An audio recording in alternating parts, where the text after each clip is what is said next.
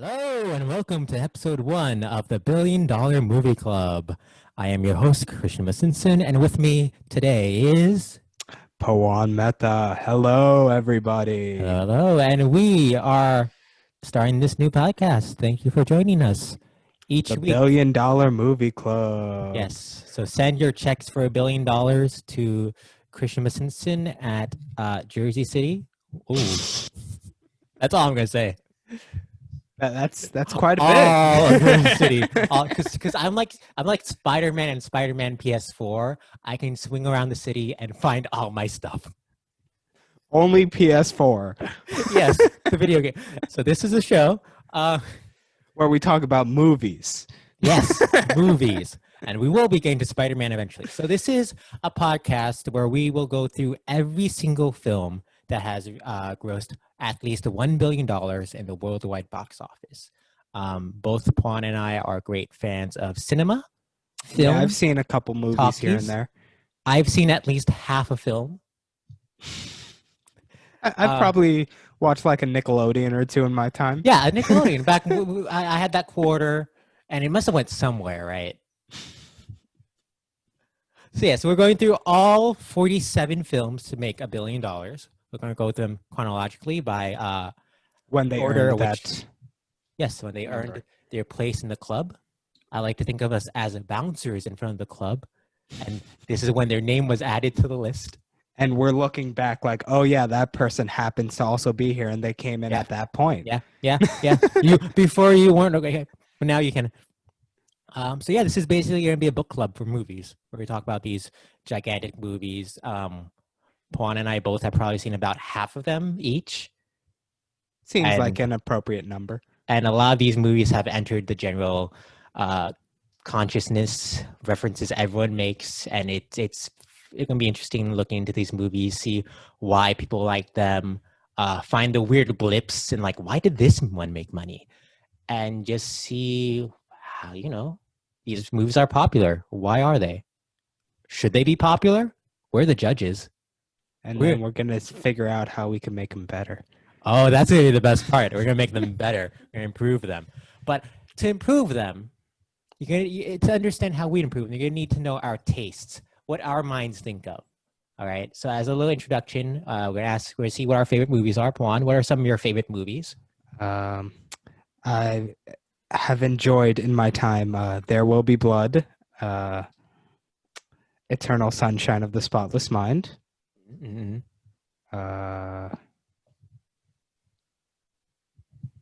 You say a couple.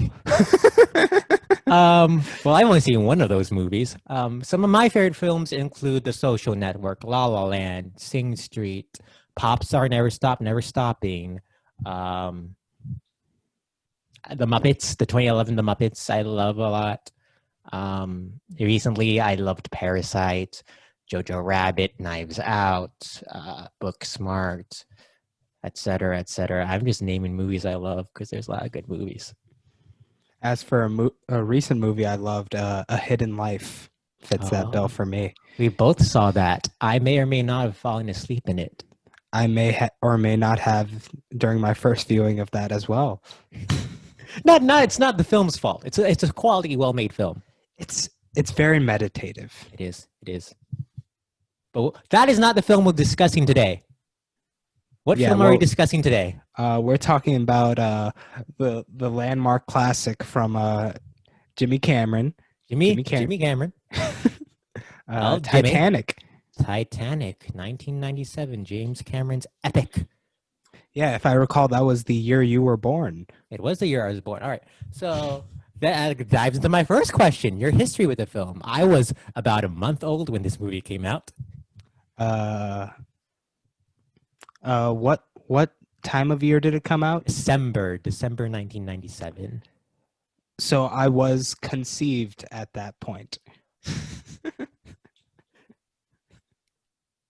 As someone born in March, you were conceived 4 months earlier. I was conceived by that point. Okay. I didn't say at that point. I see. By that point. I apologize. I was very wrong. Very, very important distinction. Yes. I believe neither of us have seen this movie in full until this week. Yes. Yeah, so there's like a couple times where it's on TV, and then like my dad's like, "Oh, this is the part where that happens," like that beautiful moment when like the entire thing just goes.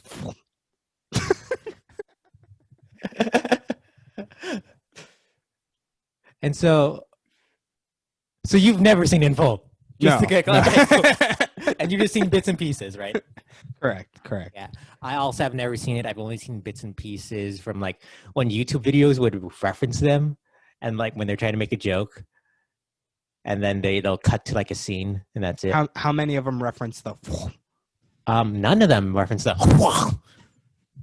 Sorry, was that a little too much? I think it represents the ocean waters rather. Yeah, the ocean waters, also the scene where they're spitting. Maybe that's what it's representing. But yeah, this is arguably one of the biggest film of all time, I think. I mean, it's the first one to break billion. Looking at some of the numbers, it at the time was the most expensive film ever made with a budget of $200 million.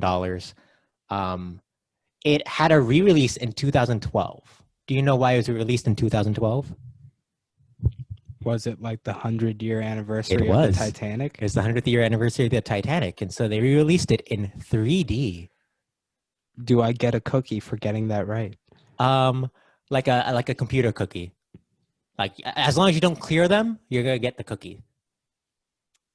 But that just saves so much stuff on the. It's just so much clutter. I'm sorry. That's all I got. So yes, in its original run, it had a domestic gross of about $600 million, a foreign gross of $1.2 billion for a total of $1.8 billion, being the very first film to cross the $1 billion mark. With its re-release in 2012, it upped the total to $2.1 billion. And a couple tiny re-releases. It's just on the verge of $2.2 billion. The second film to ever hit the $2 billion mark. It is now number, I should know this number. It's either 3 or 4 in the highest of all time. It was number 1 at the box office for 15 consecutive weeks. It is currently number 3. It's currently number 3. Thank you for the fact check. But yes, 15 consecutive weeks. To put that into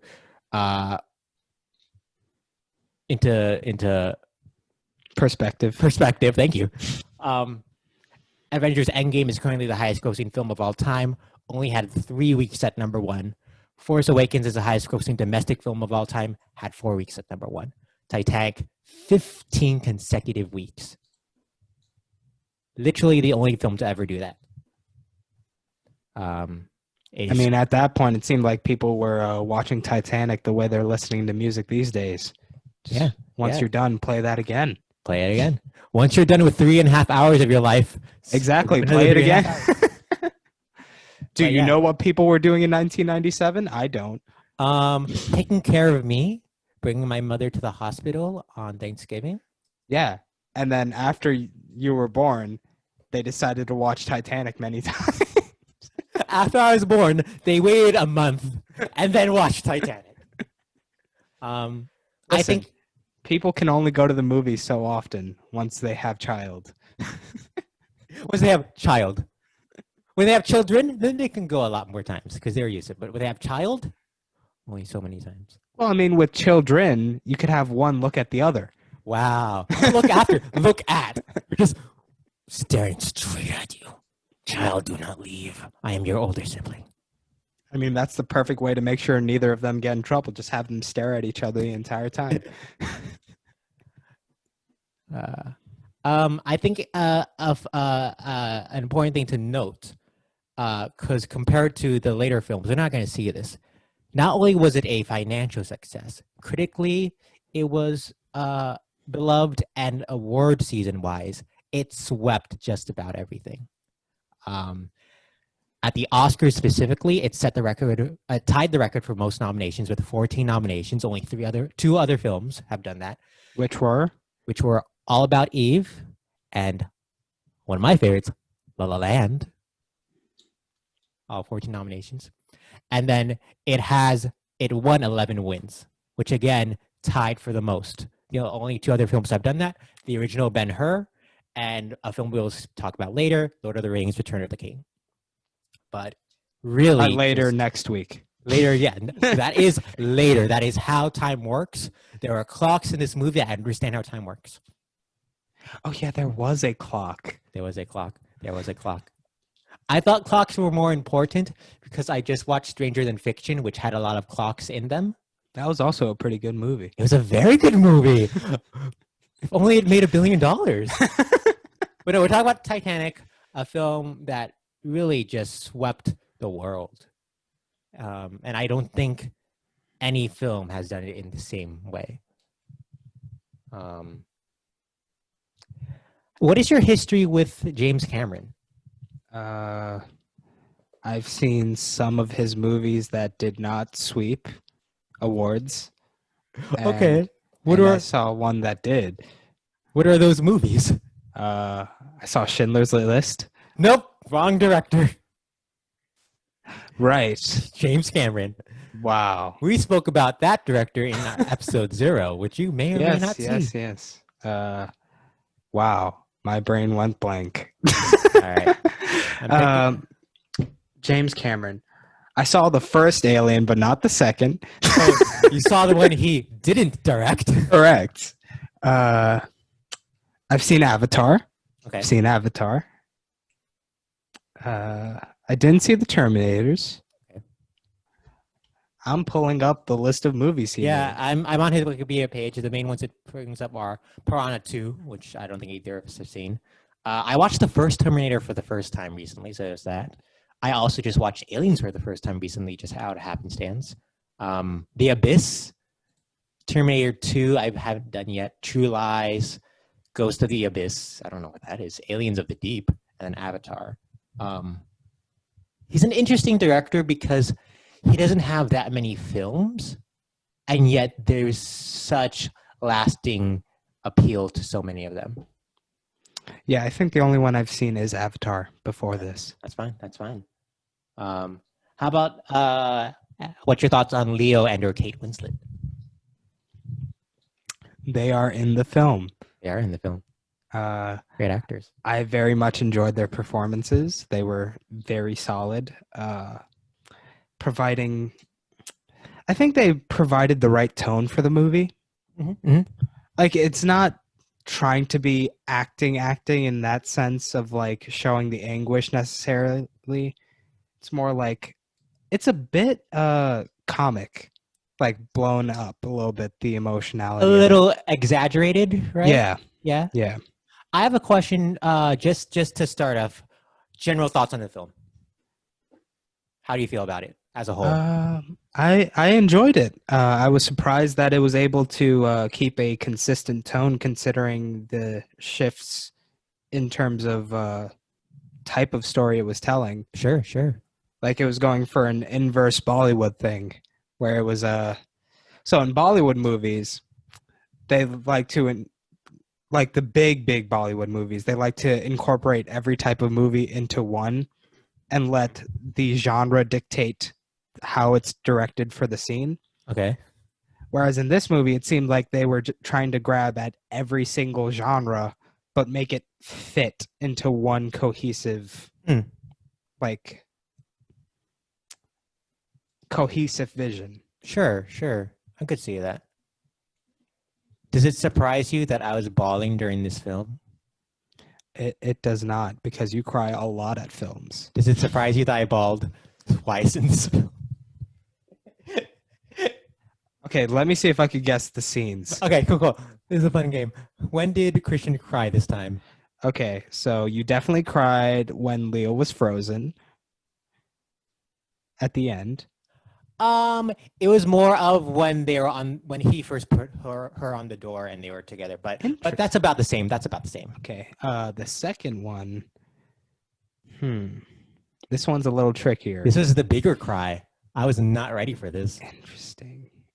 It was obviously when Fabrizio was punched. Not when the giant thing falls down on him and squashes him. Not when he's punched. When is he even punched? Does the fiance punch him? I believe so. Okay. Or no. It was one of the guards when they were like at the door. Sure. Oh yes. Yes. Oh, fuck, that messed with me. No, it was the Wait. That was a fake guess. that was a fake guess. Okay, go That on. was a fake guess. Okay, the real guess is when the fiance planted the medallion, sorry, the necklace upon Leonardo DiCaprio. No, not even close. Not even close. Not even close. Then correct me. So first off, I think we were just assuming everyone knows the plot of Titanic. Yeah. So we'll put a pin in it, and we'll return to the pin after. So for those of you who don't know, Titanic is the story is basically this love story on the ship. This ship that famously was supposed to never sink, did end up sinking after it hit an iceberg, and Spoiler warning. spoiler warning, obviously. And so it's them just trying to keep their love alive after all this happens. I think that's a fair summary of it. Yes. Yeah. So when there's also like the class struggle is very important in terms of remarking upon the plot of the film. Sure. There's class struggle because Leonardo DiCaprio's Jack is a poor man. He's poor boy McGee. Kate Winslet's Rose, very rich, very high class. Actually, I don't know if she's rich anymore. She's high class though. Yeah, that was the point. Like she was engaged to this dude. She was marrying for money. Yes, because they used to have money and then they lost it. Yeah. So back to where I cried. Mm-hmm. There's this wonderful sequence when the ship is going down and the band disbands, and then one starts playing, and then they play near. Well, so the others see that one person playing, and they decide to all play together, and that got me a little verklempt, I think is the word. I was verklempt. I was feeling stuff. I believe I'm gonna look up the definition for that. Famous stuff. Anyways, so they start. Yes, that works. Awesome. Overcome with emotion. You win the SAT word of the day. Do I get a cookie? Sure, an internet cookie. Yes. But anyway, so it starts with them and they start playing, and then cut to this montage of Victor Garber, who was the dude who built the ship, standing in the room by himself, just kind of taking in the. It was the dining room, right? Yes. And then it was cut to that couple who's laying in the bed together, kind of comforting each other, and then cut to the mom reading to the kids, telling them a story to get them to, and it's just trying to find peace when you know the inevitable is coming. It's also great because that montage made me think, if this was a Marvel movie, Stan Lee would have shown up during that. Sure. But yeah, I was blown away by how much I'd enjoyed this movie. There were moments. The thing with the movie, this iconic, is that there are moments you know without seeing it. Yeah. And so when you finally watch it, it feels like it's a bit of a parody of itself. Yeah, where like you know the scene by reputation, so it's like you know what's going to happen even though you haven't seen it before, so it's like just going through the motions of seeing it. Yes. Really. But I found that, for example, I'm the King of the World line, which I am probably misquoting. No, yeah, you're right. It started off like, oh, I know where this is going. And then as James Horner's score swelled and built up, I'm like, oh, I got the goosebumps. That's a good scene. I see why people love it. And then when he's holding her at the which I thought those two scenes were together. I thought they were combined. I didn't realize they were two separate scenes. But when he holding her and she's like, oh, I'm flying. I'm like, yes, you are flying, Kate Winslet.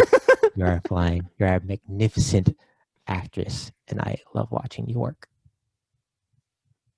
You know, they say acting is making someone believe a false reality. In that moment, she was making us believe that she believed a false reality. Whoa! Like 3 layers deeper over there. Wow, that's a masterful analysis that you'll find only on the $1 Billion Movie Club. Which you know because you are here. Wink. Yeah. But I was kind of blown away by how much I ended up loving it. I was enthralled once the ship started going down, and it's that thing of I never thought I'd watch this movie because of the length. And I Right. started, and I found that I never even felt like it was 3 hours. It just moved so well and so quickly and fluidly. I'll be throughout. honest, the very beginning of the movie felt a little slow for me. The pre-flashback, Yeah. I could see that. I could see that. But like it was also interesting that how they were able to pull off the like classic Hitchcock thing, like what he did with Psycho, where he literally went through every single scene and presented it in the most mundane way possible, all the twists, and then you see it and it still gets you. Can you elaborate on that? Because I generally was. So at the beginning of this movie, there's the guy who explains what happened with the shipwreck of the Titanic. I see. Like I see. how I it see. Yes. happened. And like it's the most like sort of bland explanation you could get, just like rote scientific explanation. And like it tells you what's going to happen with the ship in like certain terms. Like at this time it hit the iceberg. 2 hours later it started to tip over and all that stuff. But once you get to that scene in the movie itself, it still feels fresh. Yeah. Even though you know what's going to happen. That kind of plays into at the end when the guy who starts the navigation looking for the heart of the sea, or that's what it's called, right? The heart of the sea. Yeah. And he's talking to Rose's granddaughter, and he's like, 3 years I've been looking for the Titanic, and I didn't get it till now. And I think that's, yeah, it's an odd film for me personally, because I find that Cameron in a lot of his films is very surface level. It's very much playing with the tropes, and it's very obvious who's the hero, who's the villain. There's the love interest, but in using that to kind of set up the dots, it connects really quickly, and so it hits you harder, I guess. It's like he's using the tropes, but he's also like heightening the emotional impact of it all by presenting it in this historical disaster. Yeah. And like by presenting the characters in those certain terms during the first half, it lets you know exactly what the stakes are once things actually start going downhill. What do I want to bring up? I have so many notes. Look at my notes. Oh, you can't because it's all bright. Hold on. Let me Yeah, look at my bright screen. Yeah, so many notes. I haven't even looked at them since I read. I love the start of. Well, actually, it has a weird start because it starts with the like a kind of gray not stock footage, but footage of people saying bye to the ship as it goes on. Yeah. And then it moves into it's like undersea, right? It goes straight undersea. That? Yeah. Because the very first scene is them excavating the safe. Yeah. And I love that there's a sense of scale in the excavation. I very much what this movie is here's something you probably know from the history books, but let's dig deeper and remember that there are humans. Let's remember the stakes and not just numbers. It's this actually happened to people and it's affected people. And so, yeah, they say how many people died. They were like, hey, only like 1,500 were drowning and only 6 survived. And that's a stat you normally read. But when you see it, you see the grand scale of all the people out in the water at the end, it becomes a human thing again. Right. Yeah. I agree. So let's talk about the love interest itself, like the Jack and romance Rose. of the story. Yes, yes. Okay, What are okay. your thoughts about that? Um, I was swept up in the relationship, but I also so side tangent. I always thought it was odd that this film had 14 Oscar nominations, but didn't get Leonardo DiCaprio nominated for Best Actor. That always seemed like an odd thing. The biggest movie of all time. He's a gigantic movie star now. This made him the A-list that he is. Why didn't he get nominated? So I'm watching this movie and I am very much enjoying his performance. He's charming, he's sweet, he's kind. There's a softness that he brings to it at points that I think such an epic film needs to feel more human. Right. But I found his character to feel like Mary Poppins in that he's there to help Kate Winslet's Rose evolve and have an arc. He's almost like a manic pixie dream girl. Manic pixie dream boy. Yes, yes. Dream boy. Because there's no real arc to Jack. Right? Yeah, not really. I guess it's him. Nope. There's nothing there. It's very much him teaching her how to live, how to feel alive, which isn't a bad thing. But I think I wasn't expecting that from this film. It very much felt like if they both survived, they would have had a fight in 1 week and broken up. But because it was such a tragic thing, he lives on in her memory. Right. Yeah, that brings up a good point as to one thing I had. Like, I get the idea of what they were going for, but whenever they went into like the whole ideas, like when they kept saying stuff like "I'll always love you" or stuff like that, it felt like it needed to happen for the plot, but it's not necessarily where the characters were for me. I have a question for you Okay. that I had thinking up. How old are these characters? I think I'm she was 17. She was 17? They say Yes. that? Yes, they say she's 17. Okay. And so he's probably in the same age? About, right? I'd assume he's at least 18 because he was drinking. He's 20. He's 20 according to Wikipedia. Okay. So first note, I'm watching this. I'm like, Leo looks a lot younger, but Kate Winslet still looks the same. Good for her. Good for you, Kate Winslet. But yeah, I was watching this, and I got hints of Romeo and Juliet. The star-crossed lovers, they shouldn't be in love, but they are, and they're fighting against it. And that love at first sight thing that seems so fake and like it never lasts. I think that's very much in this movie since it takes place over what? 3 days, maybe at most. Right, yeah. Also, note about how I relate to, I guess, love in movies. I'm very much, it takes a lot for me to buy into a romance. Sure. Like, yeah, I got the initial. I do think they had chemistry, but I don't know if it was that much. Well, I had a note here. She was charmed by him, right?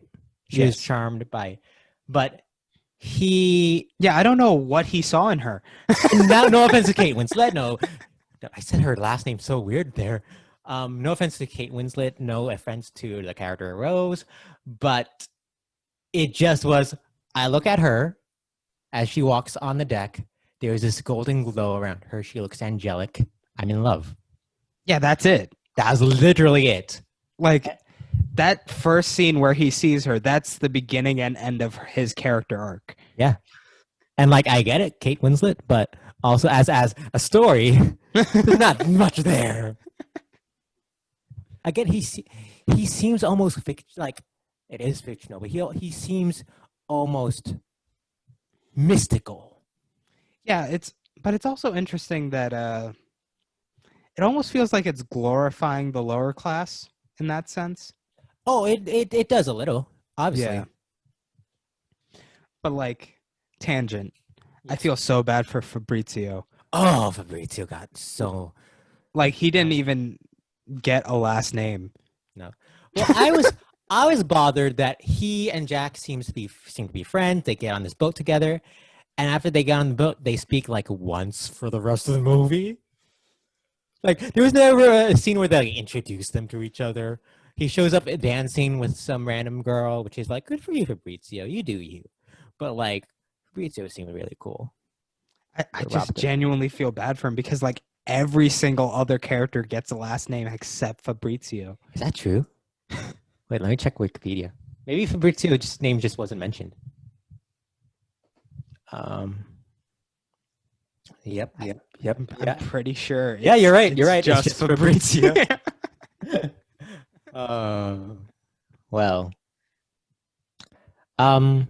But yeah. So I was swept up in the romance. I understand why everyone loves it. I understand why Leo became this crush for every girl because he's literally a perfect human being in this film.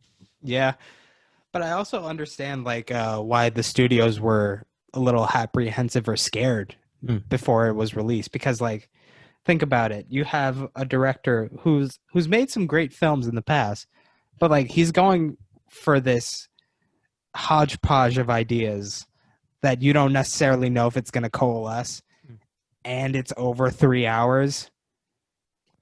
And to add to that, this film sticks out like a sore thumb in James Cameron's filmography. A love story from the dude who did Aliens, Terminator, uh, True Romance, right? I mean, Like, true romance, it's in the title, bro. that's fair. But totally, it just seems so off and Oh wait, different. it's called True Lies, not True Frick, Romance. True Romance is a different movie. That's why I asked if it was right because I knew there was a 50-50 shot I was wrong. But yeah, it seems like an odd film for him to do, where the main arc is this woman trying to figure out how to be a woman, her own person. Like Right. there's a part of me that's like, what if there was a female director who doing this?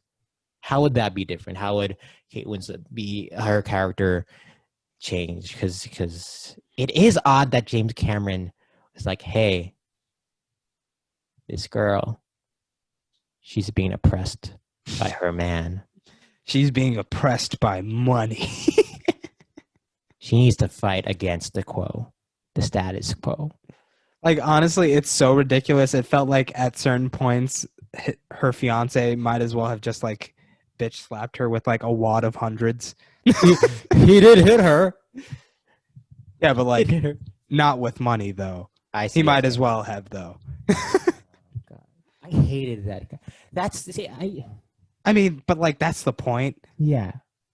There's a bit of so I have this note about the opening where the score comes in while they're underwater, and it felt kind of mystical and also like romantic. Kind of this rose tinted lens just from the music. I think you Right. get that from Rose's telling of the story. Yeah. And so that may be why Jack seems perfect. That may be why the fiance whose name I choose to not remember. I will not acknowledge pieces of shits. Why he's so extremely evil. Yeah. Yeah, that does make sense. I want to talk about one other character. Go on, go on. I forget the character's name, but she was played by Kathy Bates. Okay. So Kathy Bates played the character is I just want to make sure I have it all right. Because although most of the characters are fictional, she played a real character, a real person. Right. Margaret Molly Brown, known better as the unsinkable Molly Brown. Mm-hmm. According to Wikipedia, she unsuccessfully encouraged the crew in lifeboat number 6 to return to the debris of the 1916 sinking of the RMS Titanic to look for survivors. She is also the subject of a Broadway musical called The Unsinkable Molly Brown and a film starring Debbie Reynolds. Debbie Reynolds. Singing in the Rain. See, I thought Debbie Ryan. Both have been on Disney. Debbie Ryan for TV like On Deck and Jesse. Debbie Reynolds for the Halloween Town franchise. Huh. Why did you want to bring up Molly Brown? I don't know. It's her character just seemed like it was scandalous. Just the way she used her status. And it was just fun watching her interact with the other hoity-toity people. Well, she is the link. I got the sense that she came into this money, right? Mm-hmm. Like she wasn't born for money, so she is the link between Jack and these higher class people. Right. I found it odd that it was Kathy Bates. No offense to Kathy Bates, she's wonderful. It just seemed like a random place to put her. I mean, she did amazing. I was gonna say, did she die? No, she gets on the boat. That's You literally just explained the story. but no, she's a wonderful presence in the film as well. She also wasn't going for something really realistic. It was a bit campy, and I liked that. I found her accent and Rose's accent to feel a little campy, but also maybe it's just because my brain associates that with campiness now. I honestly just feel like her specifically, she was campy. Really? Yeah. There is a vibrancy to her that none of the other characters had. Right. And so maybe that led to the quote-unquote campiness. But I enjoyed her performance. I enjoyed very much, I get her name right, Gloria Stewart. Gloria Stewart played the older Rose. Ah, okay, cool.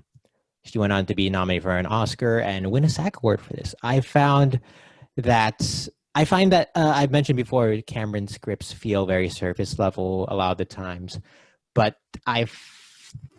he knew the right times to do a close up on her. You could see her start to tell the story, and then every emotion washes through her face, through her eyes, and you just feel everything as she's thinking back to it. I mean, that's why it's been 84 years has been such a prevalent GIF in our time. Has it? Am I missing something obvious? Yeah, just the image of you don't remember that scene from the movie? Oh, I do. But is this like a meme people use nowadays? Yes. Okay, there you go. That's why. But I thought she was terrific, incredible, and probably would be my favorite if she was in more of the movie. The role is just simply not in the movie that often, but she was wonderful. I loved. So then, who would be your favorite? Can I pick the iceberg?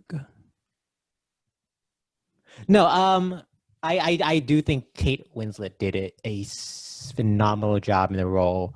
It is very much held back early on because the character is. But I found like the scene where the fiance Cal, I'll just say that so I can stop saying fiance, when he's first trying to get her on the boat and she finally like pulls back and like comes out at him and the mom. It was phenomenally well done. I got the intent. There was a fire to her, but also a softness to it, as if it is someone doing this for the first time. And that blend of emotion was terrific. Her on the door. It is a door she's on, right? At the end, I think it's like a wardrobe door. Okay. There's this desperation, this fear. It blends well, but also just being this girl having fun. She does so wonderfully. Her and Leo right before they're spitting off the side of the boat was just so warm and delightful and cheery, and she really just did a terrific job with the role. Someone should think of hiring her for another role. Yeah, maybe one of these days. Maybe one of these days. Maybe one of these days she'll have like another 4 nominations and a win. Maybe. Let me check.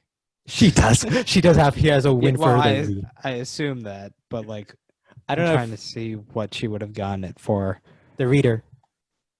I don't know what that is. Everyone's but favorite sure. film, The Reader. Sure. Um, what were your standouts? Fabrizio. Obviously. I genuinely loved him. He had such a great, happy personality. Yeah. Like he lit up the room every time he showed up. Oh yeah, he very much was a ball of delight every time he's on screen. Let me get the actor's name just so we're not. Was he the only minority? See, that's another question I was going to ask. Fabrizio, played by Danny Nucci. He's Italian. Yeah, Does that's that the count? other thing. Like, Does that count? he was definitely othered. You know, being the only one without a last name. Yes. The only one with a like name that has a little spice to it. There was that family that I think Rose passes by when she's looking for Jack. And they have like the book. They felt like they were looking for the translation as they figure out the sign. And was trying to figure out which way to go because they were speaking a different language. They weren't speaking. Oh, right. Yeah, all the actual minorities were like in like 2 seconds. Yeah, I'll be honest. I was ready to be mad at this movie for not having minorities, but I didn't realize the ship was like a British ship. So like, oh, I guess you won again, Cameron. Is this the most beloved movie to kill a child? Which child? So there's this scene where they find that kid in the hallway and the door is about to burst open from the water. So they go to take the kid, but then like the dad comes out of nowhere and takes the kid back and runs toward the door that's about to burst. So the thing is, we don't actually see the kid being murdered, so it doesn't count. But you see the water coming in and flooding the entire hallway as they try to run away. But you don't. The only murder you actually see is with the gun and then the guy killing himself. Oh, God, that hit me. That hit me. The guy was just trying to do his job. He was just trying to bring order, and then he messed up. Listen, man, a cab. God. He wasn't a cop. He wasn't a cop. He might as well have been. There was a cop, and he was a piece of shit. God. Oh. Everyone realizing they're coming to their death hit me hard. Him, and then he shoots himself in eye. And then the captain, who was Bill Paxton, I believe. No, Bill Paxton was not the captain. I apologize for that. Captain was, I am looking, Bernard Hill. Mm-hmm. When he walks into the ship at the end and just kind of takes his place at the wheel. Well, you know, a captain always goes down with their ship. Yeah, that hit hard. Victor Garber in the dining room. He was the dude who built the ship. That hit me. I got hit by a lot of stuff in this movie. I was very sad. It's very, very sad. So for me, like during the whole ship going, the individual, like, I didn't buy the connection between Rose and Jack as much in that moment. Really? We're talking about the sinking itself, not like, yes, not the slow sinking, but like when it darts down and goes in the ocean. No. I'm talking about the entire second half. Really? I mean, I get that like she wanted to help him like live because she knew he was gonna die if she didn't do anything about it. But like, I did not buy the undying love from that point onward. It's basically from after they have sex onward. I didn't like buy the connection being that deep. Well, I think about this idea, not them having sex. That's not what I'm going with. I apologize if any viewer or listener thought I was going in that direction. We may bring up that topic later on because it is a prominent part of the film. But this idea that I think you'll see often in apocalyptic movies, zombie apocalypses especially, but I found in this disaster film where it's Everything's Life and Death, it popped up. The difference between living and being alive. And she was living, and she was living this life. She was engaged to this man, but she didn't like anything. She felt dead on the inside. She was just smiling because she had to. But with Jack, she felt alive. She was enjoying life. She was having fun. She was alive. And so it did seem odd that she would give up. She seemingly would give up a chance to escape for this one dude, but she would escape into this time where she felt like she had no control. And so I found that to be enough of a motivation, a believable enough motivation for her to do this thing, to go downstairs, find the axe, chop off the handcuffs, which I thought they were going to do a 127 hours thing. I was ready for that. And yeah, just to go on with this dude, because that's the only time she felt alive. Again, it's this weird thing for me where like I buy the motivation to do all that. I just don't buy necessarily the way they interacted while I don't know how to explain it. I just don't like romance. There we go. It is hard to feel romantic when you're just yelling at each other to move and get out of the way of stuff. Which is like all the dialogue for a good half hour of that movie is just get out of the water, swim fast, Which that I bought. the fear. I'm just looking at my notes right here. I brought Also, up. I'm surprised at how much the special effects overall held up for the most part. Yes, I did want to bring that up because, again, I watched Aliens and Terminator recently, and sure, they're both 80s movies, but those effects don't hold up really at all. Yeah, I've seen clips of Terminator that like where the robots look very like liquidy. Yeah. Oh, I haven't seen T2 yet, so I don't know about that. But no, they from the beginning, again, the initial scouring deep into the sea, and you see them in their like little submarine thing, and like I get a sense of the scale, I get a sense of the epicness of this, and yeah, it just held up throughout the entire film, right? Well, for me, there was like towards the end, there was like a brief moment where like I was like, "That's a soundstage." Yeah, but like that didn't take me out of it necessarily. I had that in when they would do close-ups up with them, and all you see behind them is the sky. I think that I got a couple of times, but like it never took me out of it. Which same for a 23-year-old film, that's incredible. When it is all visual computer effects. Yeah, like the water rushing through the lower decks and stuff like that. That looked amazing. Yeah. Well, then that I am curious into how much the water was practical effects versus computer effects. I mean, there were some moments where I could kind of tell that it was like computer. Sure. Like it was just a little too clean. Okay. I'm sorry, they were high-class people. It was very clean down there, okay? Down there, the lower decks. Rich people didn't go to the lower decks. Moving on. One of those scenes that is just so iconic and the lines stick out that you assume you know what you're going to get until you see it is when he sketches her. The paint me like one of your French girls. Well, I always just assume it's like a little seductive little thing, like paint me like one of your. Speaking of the French girls, that's the thing. That's my sticking point in terms of Jack's character. I don't buy that he finds this woman that interesting, considering all the people he's met. I feel like you're just insulting Kate Winslet and Rose right now. Listen, she's a good actress, but like, come on. But no, you're right. Again, it's just that he sees her and he's like, I'm in love with you. Yeah. Again, very Romeo and Juliet.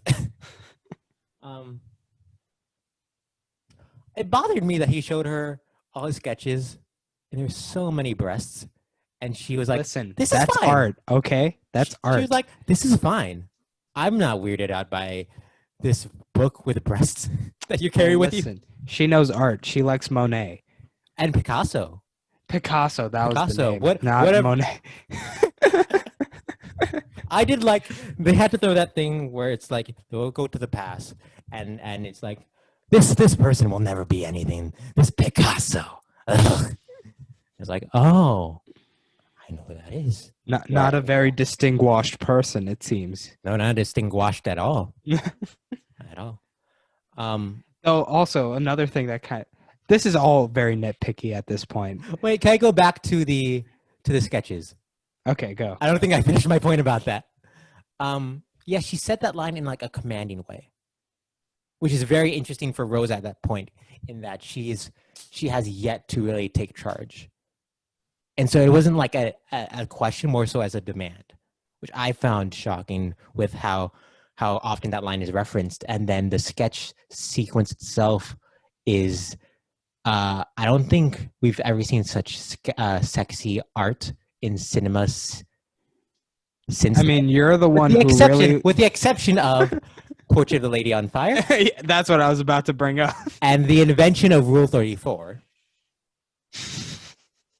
But yeah, it was tender and intimate and there's a lot of tension. I thought it was a very well done scene. That's all I got on the scene. We don't have to talk about it. We can move on. I'm trying to remember what my nitpick was at this point. I was gonna say something. First, you dislike Portrait of a Lady on Fire. Then you nitpick. Listen, you're also nitpicking right now, don't you? Oh, yeah, well, I wanted to bring up this thing with you. Going to the character of Cal again, the character I don't like. First off, he has a weird face. He looked like a poorly animated DreamWorks character. It was the first draft. Eyebrows. It's the eyebrows. It is the eyebrows. It was the first draft of Prince Charming from the Shrek franchise. He's such a prideful man. And Pride and Hubris, I fucking hate Pride and Hubris. And it's so prevalent. That was his downfall. It was everyone's downfall. Him, the dude who told the captain to go faster for the headlines. I remembered my nitpick, if I could put that out there. Go on. When did Jack see a Picasso before that day? Did he say he saw Picasso? He was like, oh yeah, I know him. He's great. Either in his travels or him just trying to fit in? But like, he never... There was that scene where he was like doing the whole high society thing, and you could tell it was his first time. Yeah. So when did he come across a Picasso? Again, is there not an element of faking it until you make it? But that was just him and Rose. And that was during the scene where he was going to paint her or draw her. So like they were already pretty intimate with each other. Sure. I mean, again, this is a nitpick. No, that's true. He probably traveled all around the world. Yeah, but like, I don't know if he would have, like, Picasso would have been in museums like that yet. Maybe he's friends with Picasso. He's a mystical being. He can do anything. I mean, at that point, he could have been like, yo, Picasso, he's my dog. I could have gotten you a cheaper rate on this one. No, they said it was pretty cheap. It was pretty cheap already. They don't need a cheaper rate. Going back to nitpicks. Rose sees people arm wrestling and decides that standing on her toes is the equivalent. I mean, it's impressive in its own way. I guess what she was saying is, if I could use my foot to arm wrestle you, you would not stand a chance. Is that a deleted scene we just did not get? Her with her foot up on the table trying to... Which, to be fair, that should go without saying. Foot is stronger than hand. Oh, yes. Foot greater than hand. Because, you got more surface area. You got a lot more to work with. Did I just measure my hand against my foot to see which one is bigger? Yes. We can see that happening on screen right now. For the listeners at home, I just turned down, looked at my foot, placed my hand against said foot. Placed the palm against the palm. Yes. And went, whoa, this wasn't even a contest. Why am I this dumb? It's one of those things where like someone says, yo, did you know that if your hand is bigger than your head, you have cancer? And then you do it. And then someone smacks your hand against your face. Yes. Like, you know it's going to be bigger, but like you got to check anyway. Yes. Oh, God. Going through my notes to see if there's anything else I want to note. I want to bring up.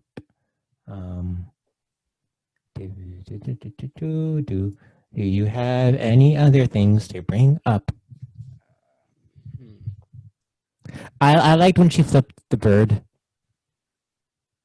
When was this again? She was like, they were like going, when they're being chased by the cop guy and they get to the elevator and they go down. I was like, that's out of nowhere, and I enjoyed this very much. Also, that's another thing. I genuinely don't understand why the cop was so loyal to him. No, that I did not get. You're right. Why did he commit so much? Like, I understand for the money, but once it started sinking, like, he knew what was done. But like, also, why did he hate Jack so much? He had no personal investment in like that dude and Rose marrying. How does he die? They don't show him dying, do they? I don't recall. Interesting. You'll never know.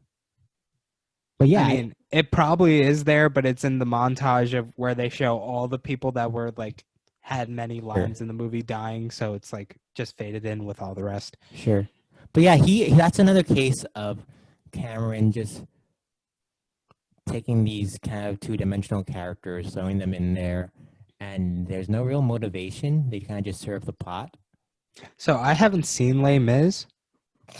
Okay, I don't know what Les Mis has to do with anything, but go on. But like, from what I've heard about these characters, it seems like the Russell Crowe in that film, like it's the similar sort of character and their persistence in going after this person.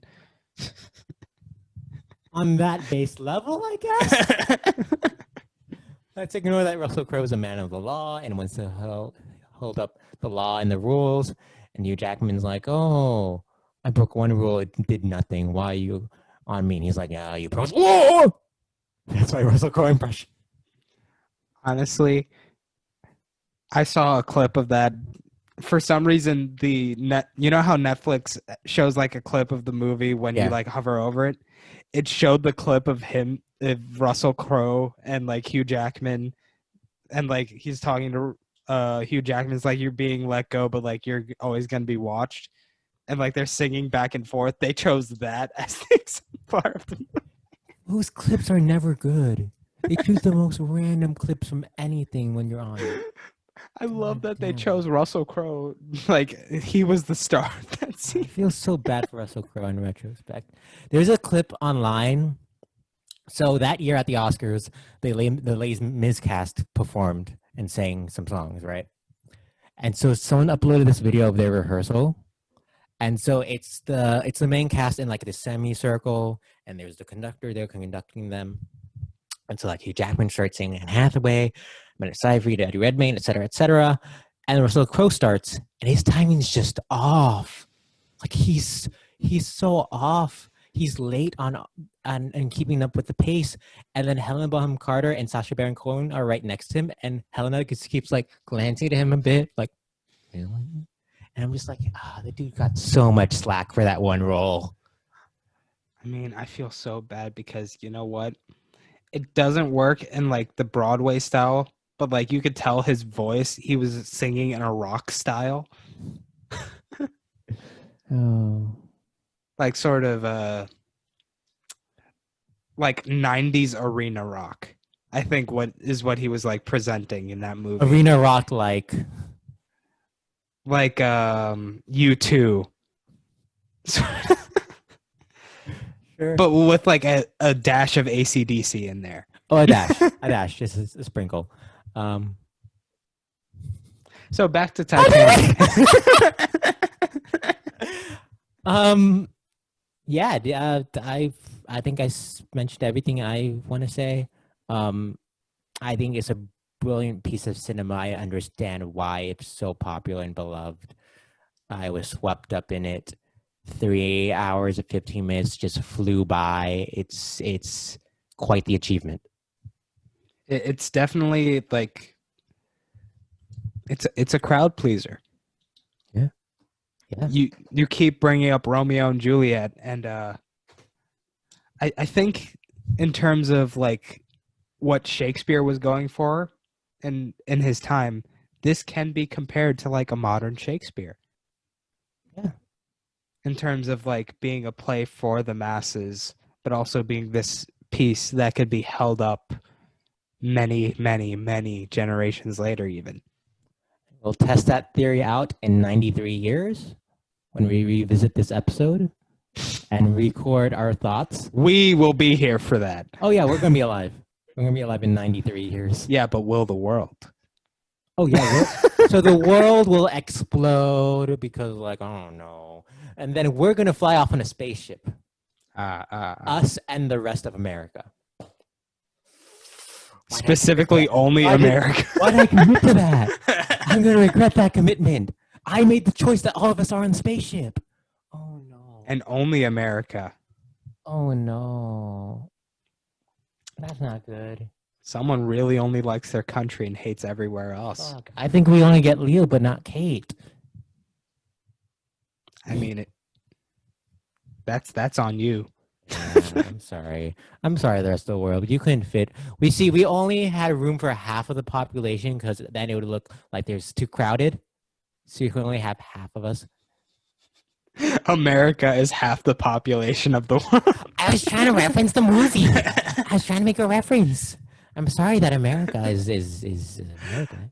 Let's move on because you'll just keep digging deeper and deeper. So your final thoughts? Your final thoughts? I enjoyed the movie very much. My final thoughts is I would compare this to a modern Shakespeare. Oh. Yes.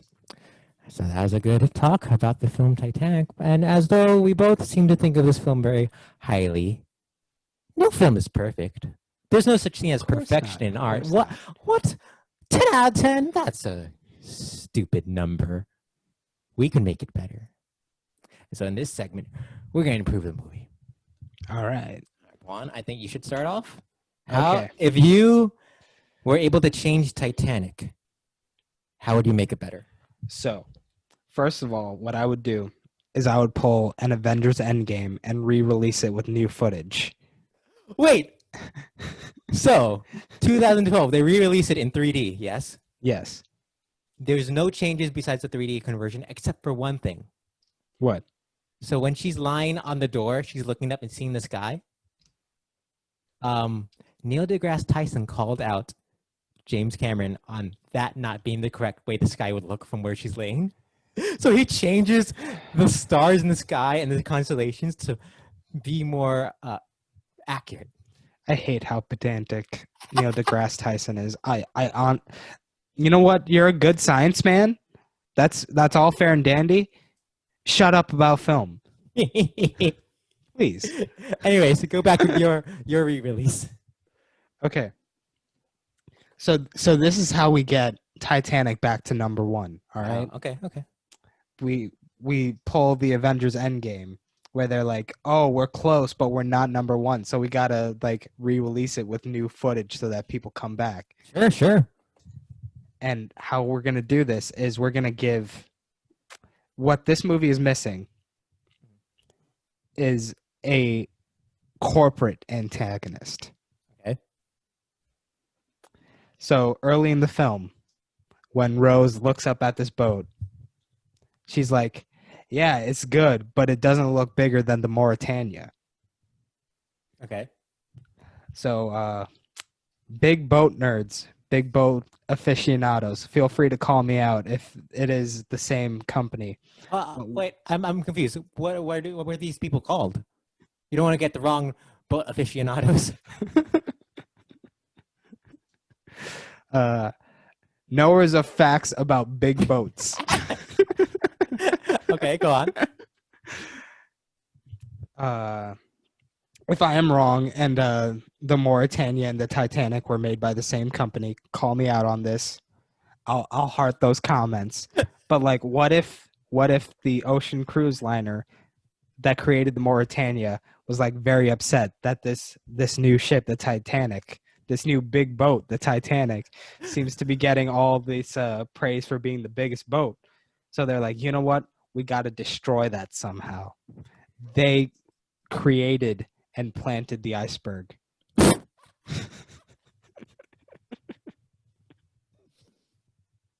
So the iceberg is like a submarine, and the reason why they didn't see it until it's too late is because it actually emerged out of the water. Oh God. Okay. So how does the movie end then?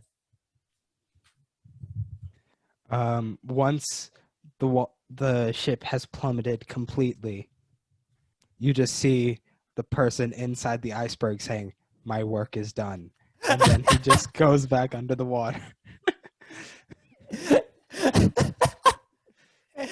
And then some like spy music starts, and then the guy goes down and sinks down back to his ship, and then like, And then we go back to Jack and Rose on the wardrobe. oh, so you set up the sequel. You set up the sequel Yes. for another part. Wow, get people coming back for more. And like that's the added footage I would add in. So it's like an additional plot added on within these like 15, 20 minutes. A very sudden subplot that's not resolved at all. With no context. There's not even like a sign saying who it is. It's just a random dude. No. Like obviously there's gonna be like a couple shots in the beginning where like this guy's in the background, like you will see. Like when the guy's hyping up the ship, there's just like someone in the background looking very grim and just like sinister, and it's like, what's gonna happen with that? And then you see that it's like, oh. That's wonderful. I think you should call up James Cameron and be like, hey, Jimmy. Jimmy, I got an idea. Because like as it stands, the iceberg is just sitting there. It is. Like there's nothing involved with the iceberg. We need to give the iceberg some agency. I always thought that they like crash into the iceberg and then sink, but no, they like collide and then sail for a bit and then sink. Which surprised me. So how would you fix it? Right. Kind of in a similar vein, you know, it's been 23 years. The movie industry has evolved. Titanic, great film, popular film. It needs to be a franchise, though. Everything needs to be a franchise. Everything needs to be in a cinematic universe nowadays, all right? So you make the money and you make more money. Exactly. And so I think about 3 hours, 10 minutes, same exact film, right? And then we get to the point where old Rose, played by Gloria Stewart, is standing with the heart of the sea in her hands. She drops it into the ocean. She drops it to be back where she was. Right. Mm-hmm. The necklace drops, and it's a point of view of you see her reflection in the water as it kind of, you know, the water has waves. The waves go through her reflection. Yeah, right? that's kind of how the ocean works. It has waves. Well, after she drops the necklace, it creates more waves, right? Oh, you're talking about like the little ripple effect. The ripple effect. Thank you. The ripples. She drops it. It lands on her reflection. Ripple. What? Gloria Stewart, why are you changing?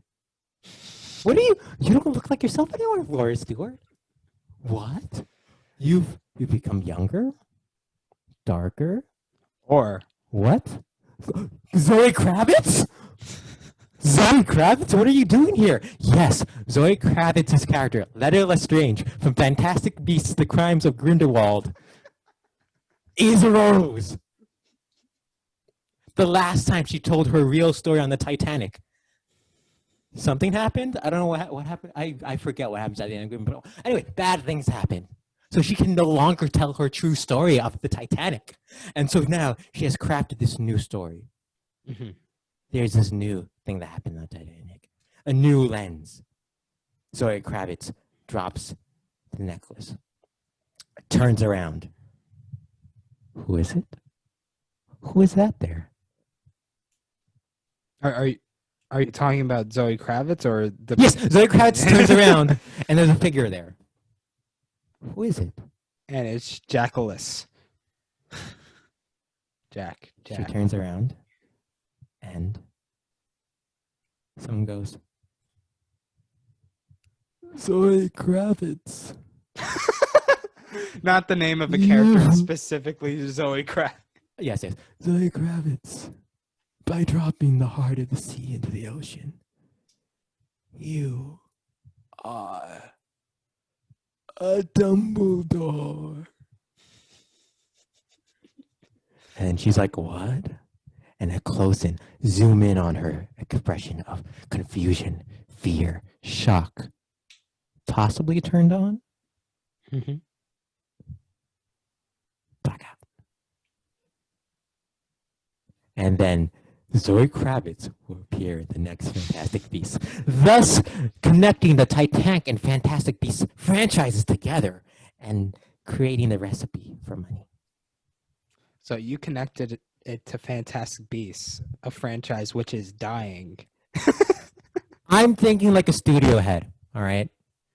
See, where I was going with it is I was thinking when you said she drops it into the water and she's changing, I thought she was like turning into dust, and it's because of the.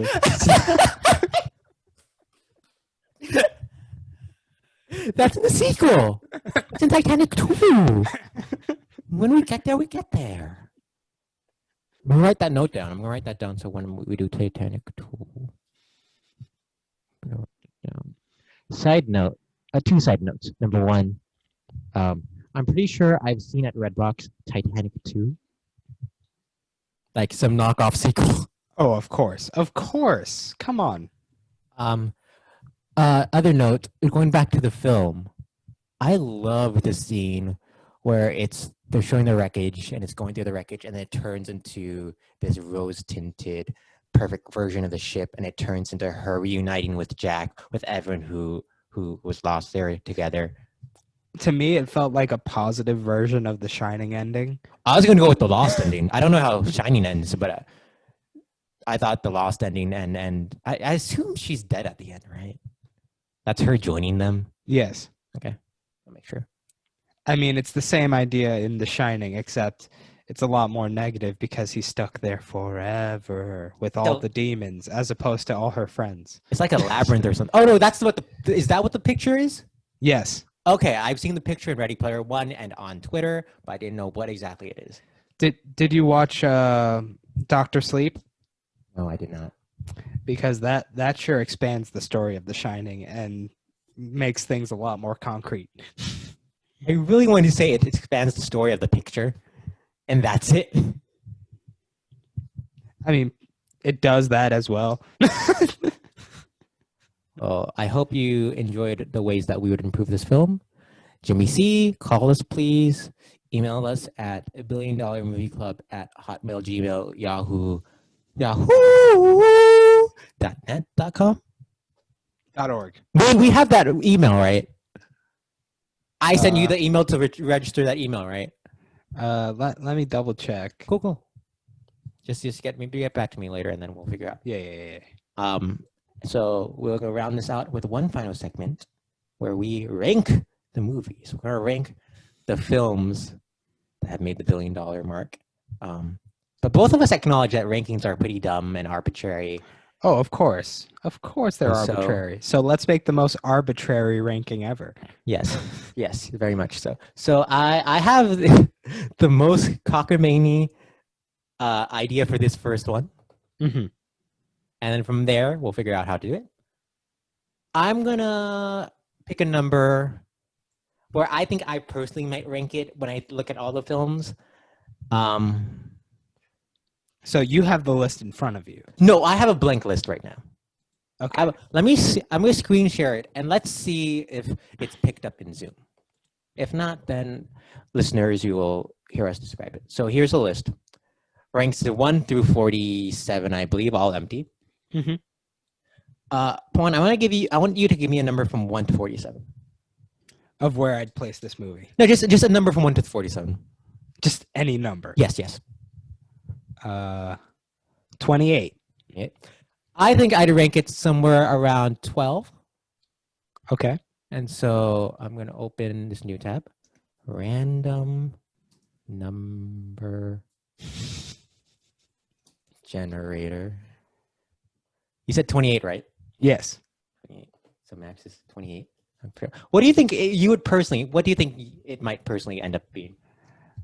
Like what this random number is going to be? No, what you personally, where do you think you might put Titanic? Just for the hell of it. It's not going to be the official ranking.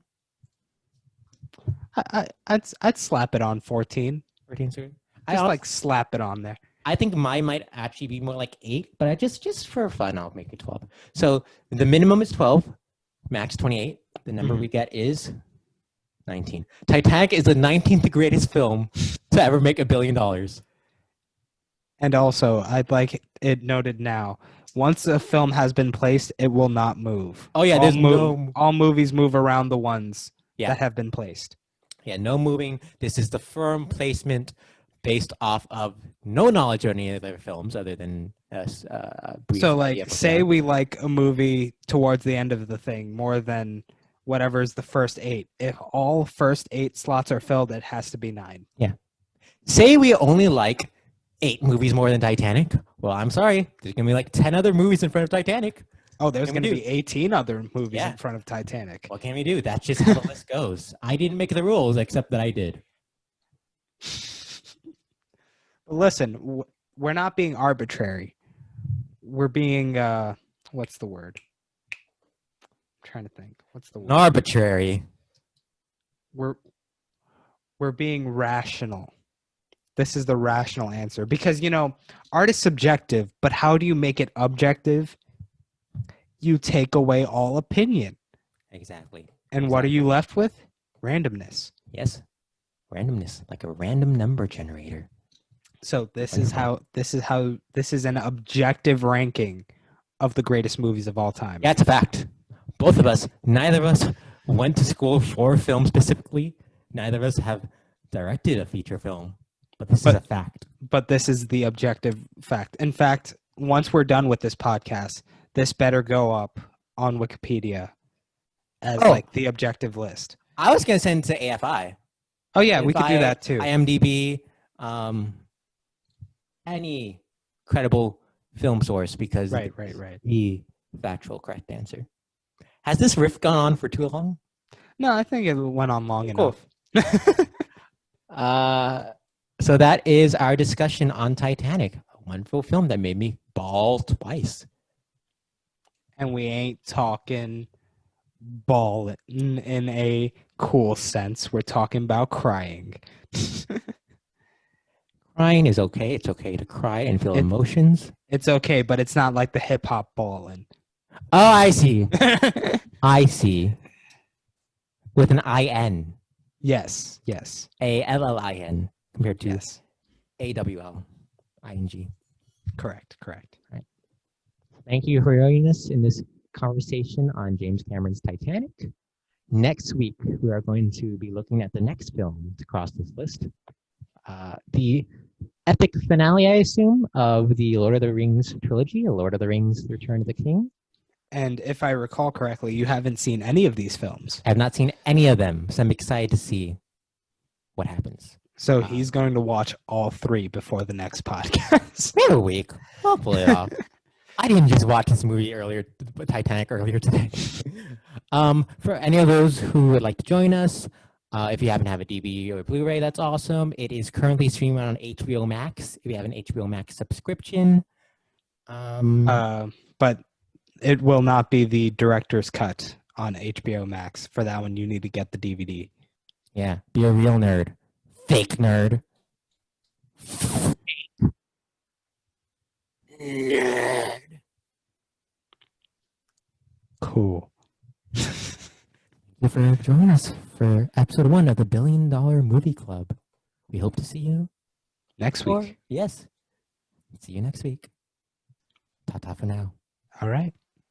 Have a good day. I am the Goodbye. king of the world. Fuck, that's what I wanted to say. What you wanted to say, Rise of Skywalker? Rise of Skywalker stole from Titanic. She takes his name at the end.